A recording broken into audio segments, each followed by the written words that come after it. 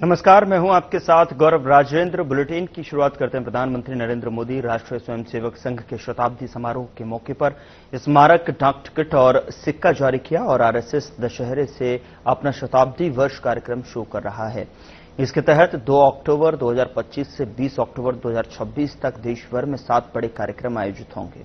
CM Pushkar Singh Dhami ने इस अवसर पर कहा कि विजयादशमी इस बार एक और कारण से खास है क्योंकि इसी दिन आरएसएस की स्थापना के 100 साल पूरे हो रहे हैं। उन्होंने कहा कि यह यात्रा जितनी अद्भुत और अभूतपूर्व है उतनी ही प्रेरणादायक भी है।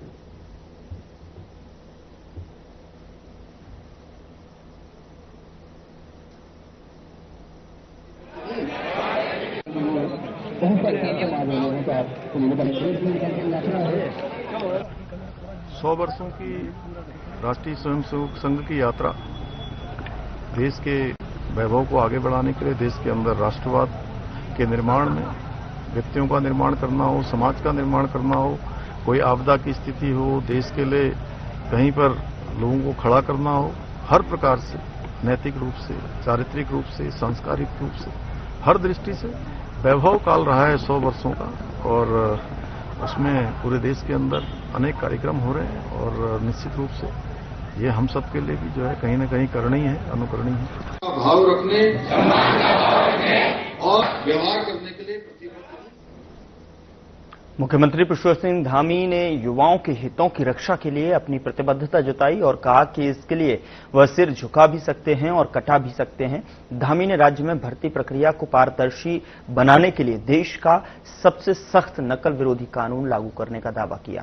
इसके तहत पिछले 4 वर्षों में 25,000 से अधिक युवाओं को सरकारी नौकरी मिली और 100 से अधिक जो है नकल माफिया जेल भेजे गए हैं।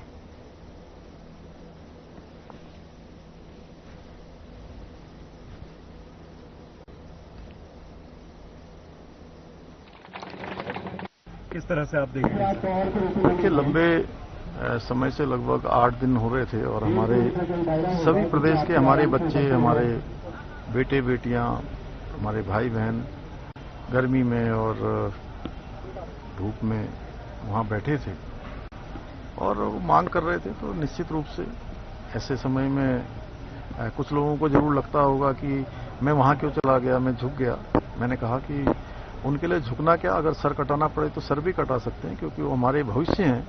उनको किसी प्रकार की भी परेशानी नहीं होनी चाहिए। जो बीच में एक संवाद ठीक प्रकार से जो नहीं हो पा रहा था, उसमें गैप आ रहा था, तो मैंने स्वयं जाकर वहां पर संवाद स्थापित किया है और जो उनकी मांग थी, उनकी मांग के अनुरूप हमने उसको अग्रसारित कर दिया है, अग्रसारित कर रहे हैं, उसकी कार्रवाई हमने प्रारंभ कर दिया। मुख्यमंत्री पुष्कर सिंह धामी ने हिमालयन सांस्कृतिक केंद्र नीबूवाला देहरादून में अंतर्राष्ट्रीय वृद्धजन दिवस के अवसर पर राज्य स्तरीय कार्यक्रम में हिस्सा लिया। इस मौके पर उन्होंने प्रदेश के सभी वरिष्ठ नागरिकों को शुभकामनाएं दी और वृद्धजनों को सम्मानित किया और साथ ही उन्होंने वरिष्ठ नागरिकों से सम्मान संकल्प भी लिया। बता दें आपको कि मुख्यमंत्री ने इस अवसर पर एक पेड़ मां के नाम पर रोपित किया और वृद्धजनों की सेवा के लिए समर्पित निःशुल्क एम्बुलेंस वैन को हरी झंडी दिखाकर रवाना किया। साथ ही वृद्धजनों की वाकथन रैली को भी हरी झंडी दिखाई और मुख्यमंत्री ने कहा कि वरिष्ठ नागरिक हमारे समाज के स्तंभ हैं, जिनका आशीर्वाद और अनुभव समाज के लिए जो है मार्गदर्शक के रूप में जो है उन्होंने राज्य और केंद्र सरकार की विभिन्न योजनाओं का उल्लेख करते हुए बताया कि बुजुर्गों के सम्मान, सुरक्षा, स्वास्थ्य और कल्याण के लिए निरंतर प्रयास किए जा रहे हैं।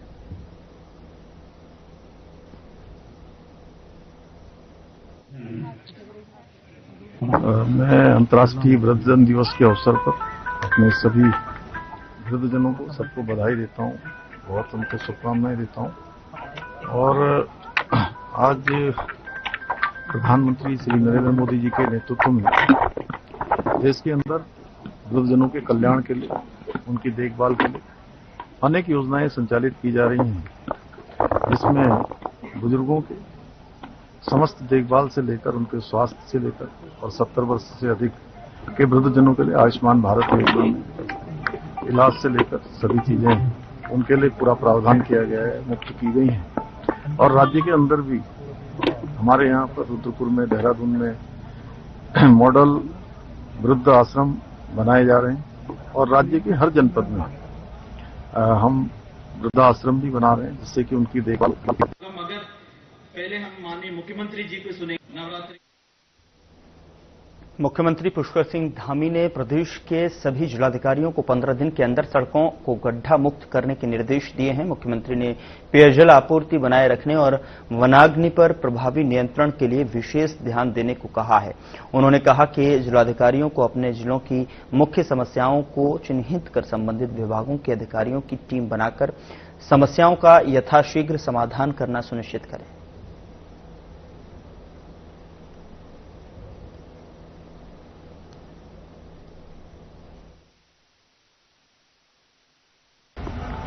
देखिए, अभी तक चूंकि लगातार 3-4 महीनों से हम लोग आपदा, मानसून, इसके कारण से काफी हमारे यहाँ पर क्षति हुई है। हर प्रकार के जो अवस्थापना स्ट्रक्चर है उसमें से मुख्य रूप से सड़कों की स्थिति खराब हुई है।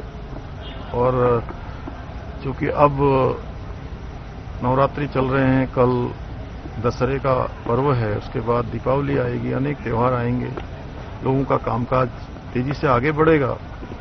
तो ऐसे समय में सड़कों का ठीक होना बहुत जरूरी है। इसलिए हमने कहा है कि जल्दी से जल्दी पैचवर्क का काम शुरू करें। सभी जिलाधिकारी इसकी ऑनरशिप लेकर अपने अपने जिलों में जो भी उनके मार्ग पड़ते हैं उन मार्गों को पीडब्ल्यूडी और अन्य विभागों के साथ समन्वय स्थापित करके, और देहरादून से चीफ सेक्रेटरी और हमारे पीडब्ल्यूडी सेक्रेटरी सभी लोग इसकी मॉनिटरिंग करेंगे और मैं स्वयं भी इसको देखूंगा।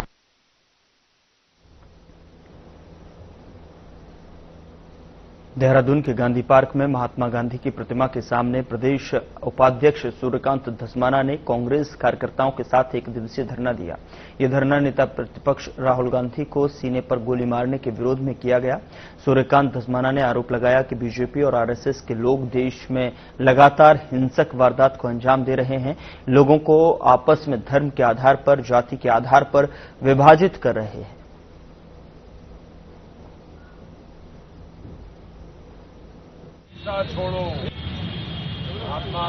आज हमारे साथी मेरे साथ यहाँ पर एक दिवसीय धरना जो हम महात्मा गांधी की जयंती की पूर्व संध्या पर उत्तराखंड प्रदेश कांग्रेस कमेटी की तरफ से ये आक्रोश शांतिपूर्ण तरीके से, अहिंसक तरीके से बापू के चरणों में बैठ करके व्यक्त करने आए हैं। जो पूरे देश के अंदर भारतीय जनता पार्टी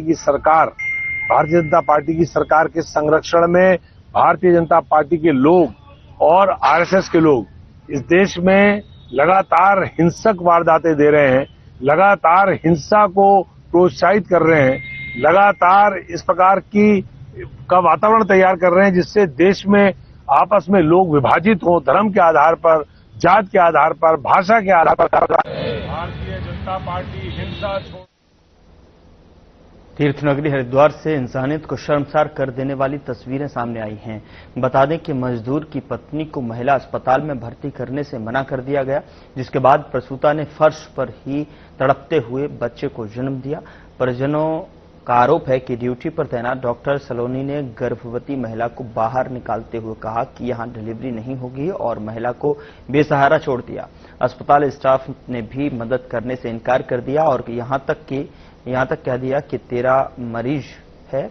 सफाई तूकर पूरी घटना का वीडियो वायरल होने के बाद स्वास्थ्य विभाग और अस्पताल प्रशासन की कार्यप्रणाली पर गंभीर सवाल खड़े हो गए हैं।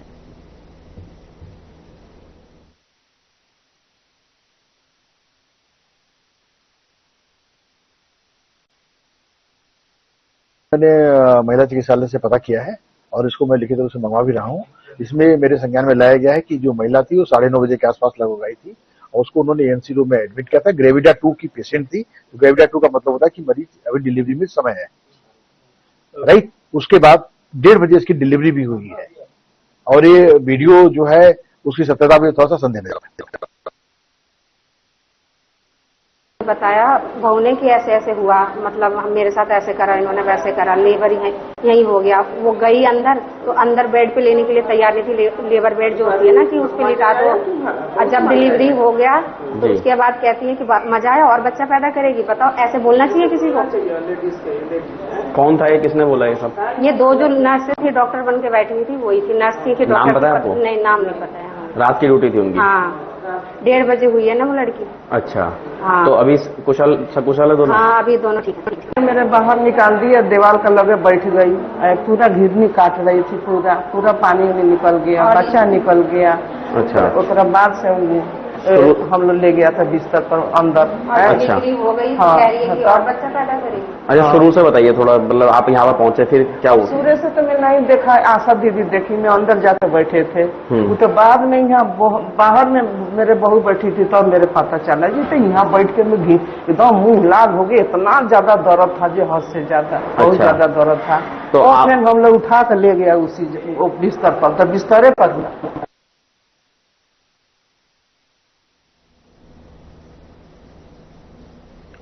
देहरादून आरटीओ विभाग द्वारा लगातार जनता को ट्रैफिक नियमों के पालन को लेकर जागरूकता अभियान चलाया जा रहा है। इस विषय पर आरटीओ विभाग के संविभागीय अधिकारी संदीप सैनी ने कहा कि न्यायालय के आदेश अनुसार स्टेज कैरियर वाहनों में कंडक्टर का रखना अनिवार्य होना चाहिए ताकि वाहनों में चढ़ने वाली सवारी को किसी भी प्रकार की दिक्कतों का सामना न करना पड़े। उन्होंने कहा कि देहरादून में हमने 40 सिटी बसें जो हैं और 30 टाटा मैजिकों का निरीक्षण किया था, जिसमें संचालन मालिक के द्वारा लापरवाही भी पाई गई थी। साथ ही उन्होंने कहा कि अब बसों में और टाटा मैजिक में कंडक्टर रखना अनिवार्य होगा और अगर इस प्रकार की लापरवाही शहर के अंदर पाई जाती है तो उन लोगों के खिलाफ कड़ी कार्रवाई की जाएगी।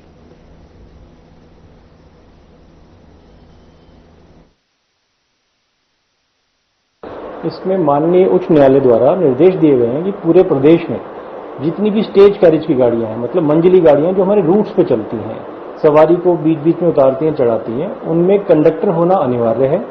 एज पर मोटर व्हीकल जो एक्ट है, कंडक्टर की, क्योंकि इसमें रिस्पॉन्सिबिलिटीज और ड्यूटीज अलग दी गई हैं, तो कंडक्टर हर मंजिली गाड़ी में अनिवार्य किया गया है, जिसमें हाईकोर्ट ने ये आदेश किया है कि जिस भी वाहन में स्टेज कैरिज में अगर कंडक्टर नहीं है, कंडक्टर के वैध लाइसेंस के साथ, तो उसके संचालन पर रोक लगाते हुए उनके परमिट के खिलाफ कार्रवाई की जाए।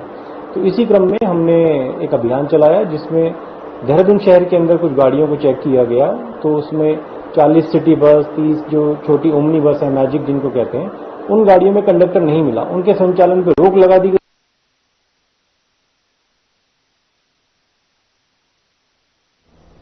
पौड़ी जिले क्षेत्र के पंचायती राज अधिनियम के तहत नवनिर्वाचित क्षेत्र पंचायत सदस्यों की 6 समितियों का गठन किया जाना था, लेकिन कुछ क्षेत्र पंचायत सदस्य समिति गठन ने असहमति दर्ज कर अपना विरोध दर्ज किया है। आपको बता दें कि विशेषकर ब्लॉक प्रमुख की अध्यक्षता में नियोजन समिति में सभी क्षेत्र पंचायत सदस्य अपने ही पक्ष के रखने पर जो है कुछ क्षेत्र पंचायत सदस्यों ने विरोध दर्ज किया और सभागार से बाहर आकर मुख्य द्वार पर धरने पर बैठ गए। काफी देर तक नारेबाजी करते रहे। उत्तराखंड पंचायती राज अधिनियम के तहत क्षेत्र पंचायत सदस्यों की 6 समितियों का गठन होना है।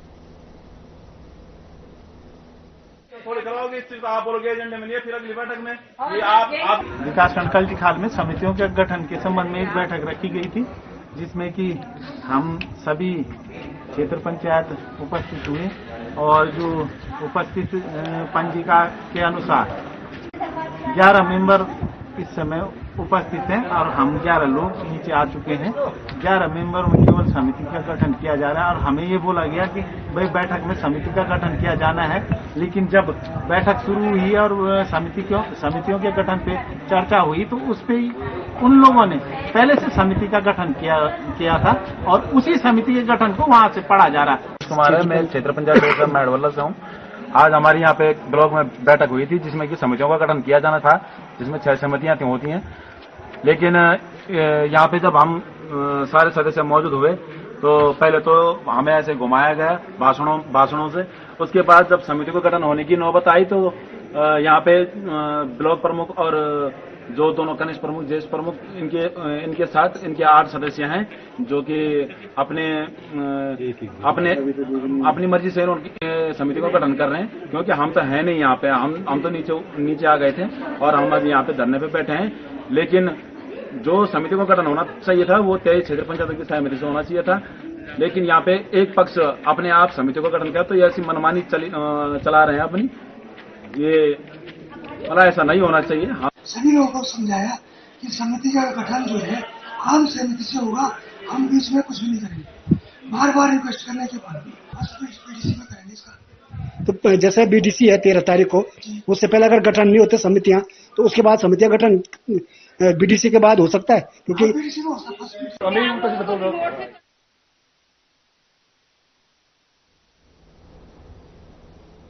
यहाँ रुक रहे हैं एक छोटे से ब्रेक के लिए। ब्रेक के उस पार खबरों का सिलसिला लगातार जारी है।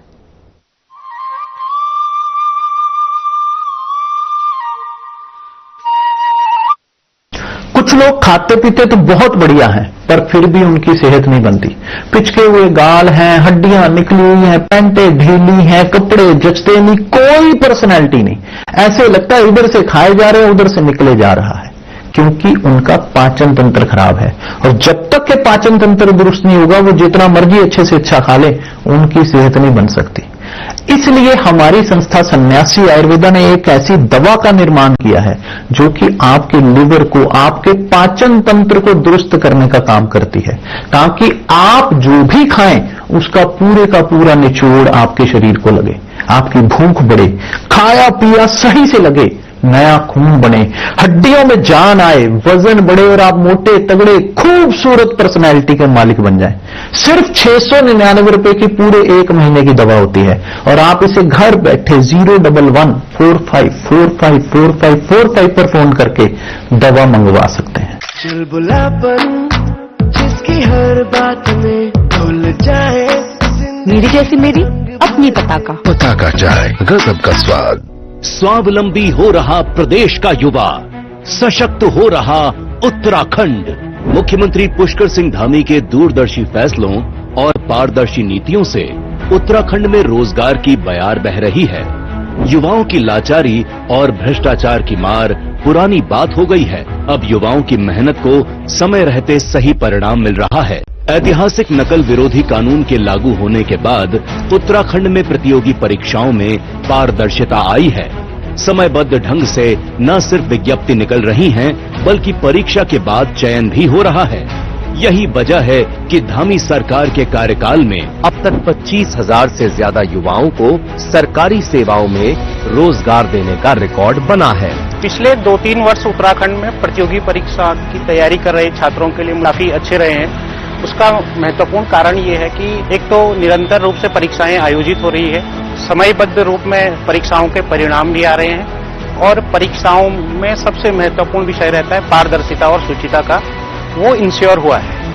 मुख्यमंत्री पुष्कर धामी ने महिलाओं के सामाजिक आर्थिक सशक्तिकरण की दिशा में साहसिक कदम उठाया।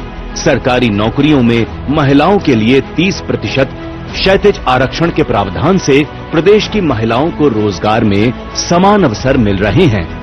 हमारी सरकार की कई सारी पहल में से एक जो क्रांतिकारी पहल रही है वो है 30% महिला आरक्षण बिल, जिसके माध्यम से न कि सिर्फ उत्तराखंड की महिलाओं को रोजगार में एक नए अवसर, बल्कि उनकी जो भागीदारी है उसको भी हमने बढ़ते हुए रूप में देखा है।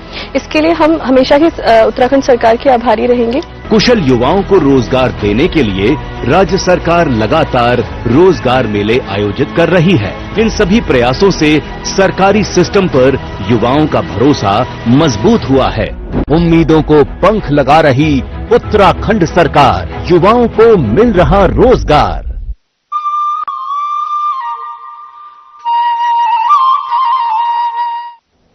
ब्रेक के बाद स्वागत है आपका। खबरों में आगे बढ़ते हैं। औषधि आयुक्त और औषधि प्रशासन समेत जिलाधिकारी चमोली के निर्देशों के क्रम में चमोली जिले में तैनात औषधि निरीक्षक हार्दिक भट्ट ने नारायण बगड़ समेत थराली क्षेत्र में मेडिकल स्टोरों पर छापा मारा और इस दौरान उनके साथ थानाध्यक्ष थराली पंकज कुमार और अन्य पुलिसकर्मी और भी मौजूद रहे।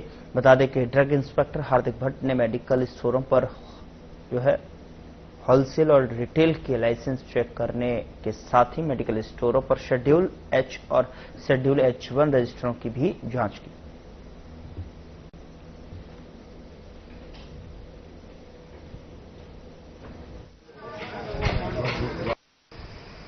नियम नहीं है, नियमली लोगों के schedule H and H1 register जो मेंटेन नहीं है, उसके लिए उनको नियमित अनुसार कार्रवाई करने के लिए कहा गया है और हमारे द्वारा भी कार्रवाई की जाएगी इस चीज में। और कहीं जगह पे जैसे सीसीटीवी कैमरा नहीं थे तो वहां भी सीसीटीवी कैमरा के लिए कहा गया है और पुलिस प्रशासन हमारे साथ है सर, सब यहाँ पे हमारे साथ, तो जो भी होगा हम करेंगे। उसके लिए हम दुकानों का निरीक्षण करते हैं, जहाँ भी हमें ऐसा पाया जाता है वहाँ हम सीज करते हैं। अभी तक कोई ऐसा कुछ पाया नहीं गया है और अगर पाया जाएगा तो हमारे द्वारा सीज किया जाएगा।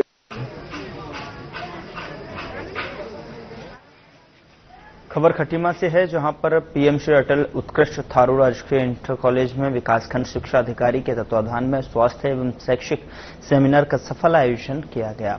सेमिनार में विकासखंड के सभी विद्यालयों के प्रधानाचार्य और प्रत्येक विद्यालय से चयनित 5-5 छात्राएं शिक्षक गण शामिल हुए और सेमिनार में उत्कृष्ट कार्य हेतु कई प्रधानाचार्य शिक्षकों को आदर्श शिक्षक पुरस्कार से सम्मानित किया गया। वहीं विगत दिनों विकासखंड स्तर पर 1000 बच्चों के लिए आयोजित पॉलिटेक्निक मॉक टेस्ट में चयन सर्वश्रेष्ठ 60 विद्यार्थियों को भी सम्मानित किया गया।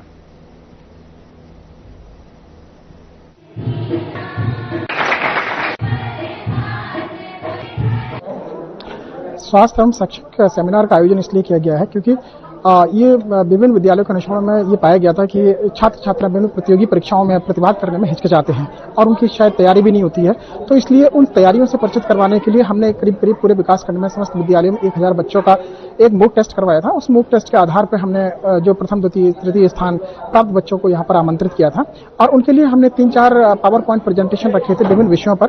एक प्रेजेंटेशन स्वास्थ्य विभाग की टीम के लिए द्वारा दिया गया, दूसरा प्रेजेंटेशन हमारे पॉलिटेक्निक टीम के द्वारा दिया गया है और अन्य जैसे पुस्तकालय के बारे में बताया गया। तो बहुत सारे जो ज्ञानवर्धक प्रेजेंटेशन यहाँ बच्चों को दिए गए हैं।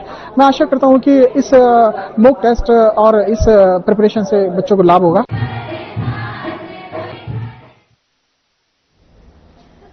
हरिद्वार के ज्वालापुर क्षेत्र में हरिलोक तिराहे पर तेज रफ्तार कार ने बाइक सवार युवक को टक्कर मार दी। हादसे में युवक की मौके पर ही मौत हो गई। ज्वालापुर घोसियान निवासी सलामत खान बीएचईएल में संविदा कर्मी थे। देर रात वो वाहन से बहन के घर पर इब्राहिमपुर जा रहे थे, तभी सीतापुर फ्लाईओवर से उतर रही दिल्ली नंबर की कार ने टक्कर मार दी और पुलिस के मुताबिक मृतक की शिनाख्त कराते हुए परिजनों को सूचना दी गई।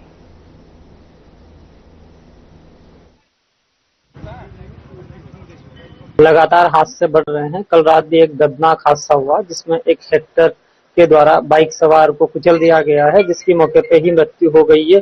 और इसी संदर्भ में मैं सबसे एक अपील करना चाहूंगा कि आप यातायात नियमों का पालन करें। त्योहार का सीजन भी आ रहा है, आप देख रहे हैं कि लगातार एक्सीडेंट भी बढ़ रहे हैं। तो अगर आप यातायात नियमों का पालन करेंगे, रेड लाइट जंप नहीं करेंगे, वाहन चलाते वक्त मोबाइल फोन का प्रयोग नहीं करेंगे, तो उससे आपको ज्यादा सुरक्षा रहेगी। और अपने आप को सुरक्षित करते हुए, हेलमेट लगाते हुए, कहीं आप सिग्नल ना तोड़े, गलत दिशा में वाहन को ना चलाएं और अपने आप को बचाते हुए सतर्क तरीके से यातायात नियमों का पालन करते हुए आप अपनी यात्रा को सुचारू रूप से संपन्न करें। पंडित दीनदयाल उपाध्याय की जयंती पर मंगलौर नारसन में बीजेपी कार्यालय में जनसभा आयोजित की गई। जनसभा में जीएसटी दरों में की गई कटौती पर सरकार का आभार जताया गया। जनसभा में पहुंचे हरियाणा सरकार में रहे पूर्व कैबिनेट मंत्री करतार सिंह बढ़ाना सहित बीजेपी के कई वरिष्ठ नेता जनसभा में शामिल हुए। सभा में पहुंची राज्यसभा सांसद कल्पना सैनी ने कहा कि बीजेपी कार्यकर्ताओं, प्रधानमंत्री नरेंद्र मोदी और वित्त मंत्री निर्मला सीतारमण के प्रयासों से जीएसटी दर में कमी होने से मध्यम वर्ग, कमजोर, गरीब, किसानों, व्यापारियों और महिलाओं और युवाओं को बड़ी राहत मिली है। दवा सहित कई आवश्यक वस्तुओं पर कर घटने से आम जनता को सीधा लाभ मिल रहा है। साथ ही उन्होंने कहा कि देश और प्रदेश में भयमुक्त, गुंडा मुक्त और भ्रष्टाचार मुक्त सरकार काम कर रही है।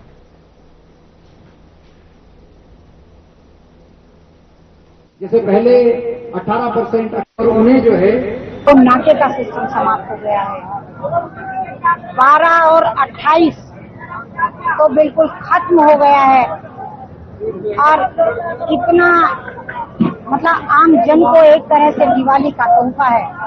देश के किसी कोने में कोई व्यक्ति इससे वंचित नहीं रहेगा और एक तरह से इस बार सबके घर में 25 सितंबर को हमारे जो समिति अध्यक्ष रहे हैं पंडित दीनदयाल उपाध्याय जी उनकी जन्मतिथि और क्योंकि हम 16 तारीख को सेवा पखवाड़ा मना रहे हैं और 25 तारीख को हमने जन्म जयंती बनाई है, लेकिन उसी के दौरान हमने एक संगोष्ठी का हमारे प्रदेश से आह्वान हुआ तो उसी दीनदयाल उपाध्याय जी के लिए संगोष्ठी का आयोजन किया जाए।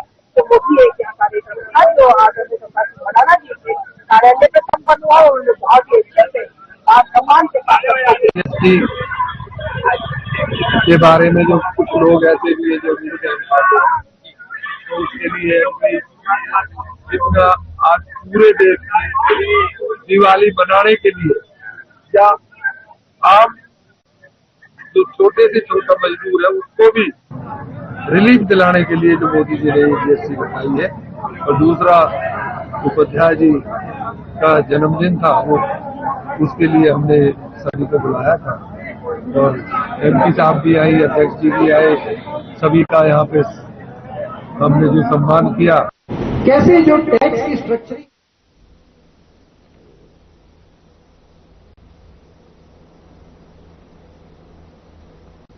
फिलहाल बुलेटिन में इतना ही। नमस्कार।